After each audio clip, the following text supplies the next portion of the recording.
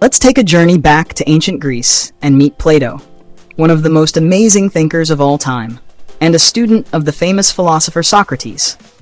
Plato was born around 427 BC in the city of Athens. He came from a wealthy family, so he could have lived a simple, easy life. But Plato was different. He was curious, always wondering about big questions like what is truth and what makes a good life. When Plato grew up, he met Socrates, a wise man who didn't just give answers, but asked deep questions that made people think hard. Socrates taught Plato in a unique way. Instead of telling him what to think, Socrates would ask, "Why do you believe that?"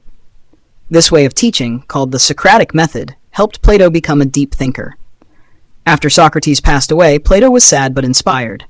He traveled and learned from other smart people, then returned to Athens and opened a school called the Academy. Imagine a place where you could ask any question you wanted and explore big ideas.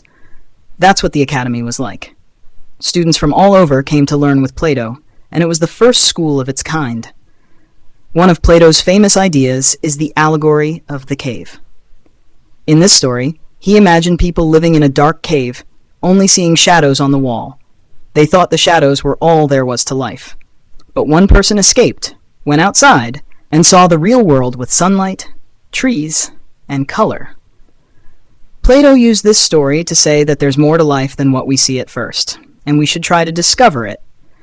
Plato wrote down his ideas in books to help people think. His books had conversations about friendship, courage, love, and wisdom, ideas we still talk about today. Plato lived a long life, and his ideas changed the world. His story teaches us that asking questions and thinking deeply can make a big difference, just like it did